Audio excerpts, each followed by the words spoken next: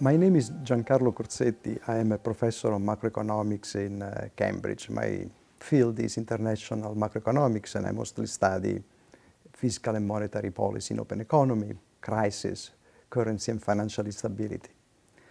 Since I joined Cambridge in 2010, in the aftermath of the global financial crisis, my main concern was to bring policy-relevant questions forward to bear on the way we think, we structure our research in theory, in empirical analysis, and institutional analysis. Cambridge has been a fantastic environment for that task. We structure our PhD training, postdoc programs, and work with colleagues exactly the way I thought we would go, with analysis of firm dynamics, market concentration inequality, innovation, quite a bit of work on trade policy and globalization, and nowadays also a concentration on stabilization of economies in the presence of tail disaster risk, after we realized that our economies are not as resilient as we thought to large shocks. Now, central to the Janeway Institute, and before that the Cambridge Institute, is the training of young scholars. I think that together with the focus on policy-relevant questions, the other side of it is shaping critical minds and constructive mind. We need to have a new generation of economists who are aware of the limits of the instrument we use, but also are focused on bringing new thinking into the mainstream. The field of economics will grow if we can sort of create consensus on new methodologies, on good, rigorous methodologies, good thinking about economics, using the instruments that we have in the most appropriate ways. Now, the idea underlying the Janeway Institute, the nature of the Janeway Institute, is to favor a reconciliation of finance and economics. These two dimensions of economics have sort of drifted apart, and it's important, that's the idea of the Janeway Institute, to bring them under the same roof. There is no good economics without good finance, and vice versa. There is no good finance without good economics. This is especially true nowadays after the COVID-19 pandemics, the looming climate change crisis, and the inheritance of the global financial crisis. There is a very strong presence of the public sector in the economy.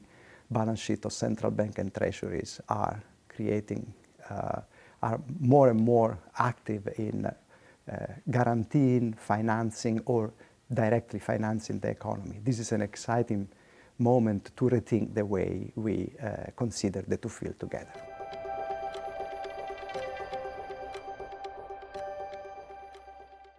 Hi, my name is Meredith Crowley, and I'm one of the coordinators of the Economic Transmissions theme at the soon-to-be Janeway Institute.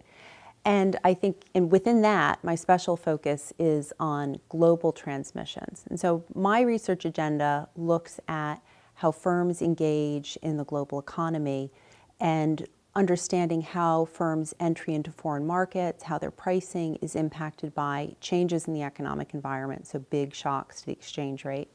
At the same time, I'm also interested in looking at how global institutions, such as trade agreements that are multilateral between large sets of countries or bilateral between just two countries, how that shapes competition within a country, and how that can either facilitate greater degrees of competition among firms, lowering prices and enhancing welfare, or restricting competition in some ways and actually discouraging price reductions. And so I think one of the things that I'm really excited about going forward with the Janeway Institute is the way in which it's opened up these opportunities for us to bring together leading researchers from around the world for conferences on well-defined topics. So we have some planned for the next year looking at international trade. We're also looking at some on international pricing. And this provides a great opportunity both for our PhD students here at Cambridge who can engage in these conferences and meet some of the people writing papers that they're studying in classes, but also it gives our early career researchers and postdocs a great opportunity to present their work and to engage with these researchers. And so I think that that's really the scale of interaction among young people who've just gotten their PhD and are starting out on developing new important questions, and having this interaction between our own faculty, as well as giving them the opportunity to hear the conversation about research questions between our faculty and leading faculty from institutions like Princeton or Harvard, all coming together and helping them broaden what they're looking at in terms of the big questions of the day. I think the other thing that's been great about this building of a deeper sort of picture of what are the important questions is that we have great connections within our own faculty to policymakers at different institutions around the world. And so some of the research we're now able to conduct, we can then take the lessons from these studies to central banks, to multilateral development banks, and help influence the future of economic policy making.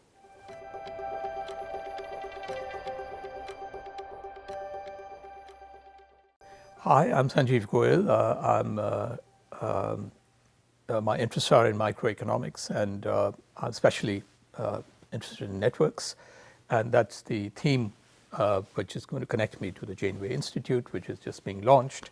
Very excited about this great initiative, and very excited also because networks, more and more we are conscious that we live a life immersed in networks, whether it's Facebook and Twitter, or it's when we go biking on the road network, or when we are buying and selling, we are embedded in networks.